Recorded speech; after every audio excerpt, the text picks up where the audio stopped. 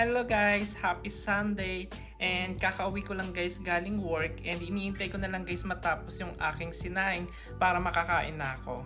And meron pa akong tinolang manok na niluto ko kahapon guys, so yun na lang yung aking uulamin. And grabe guys, next week dito sa Tisdale, Saskatchewan, magdo-double digit na kami ng negative guys sa aming weather dito next week.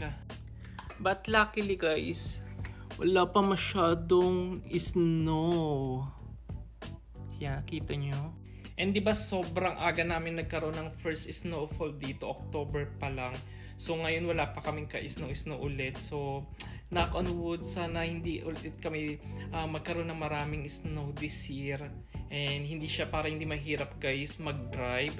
And sa mga kababayan ko dito sa Canada, doble ingat lang tayo, lalo na sa mga nagda-drive. Even sa mga nagko-commute guys, ingat-ingat lang din tayo.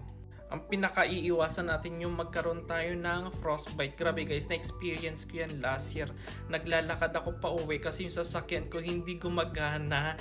Das ano siya guys, minus 30 ata yun, so hindi umandar siya. Naglakad lang ako papunta sa work. So grabe yung nilakad ko, 30 minutes, and sobrang lamig na lamig. Tapos pagka-uwi ko guys, hindi ko na maramdaman yung kamay ko, yung paa ko. Talagang itinuto ko yung kamay ko sa heater sa sobrang lamig na, as in sa labas. Akala ko nung una yung damit na sinusuot ko is makapal pa, sobrang nipis pa pala yun. Kaya dapat talaga sobrang maraming layer yung susuotin mo at sobrang kapal nun guys kapag maglalakad ka lang or magko-commute ka.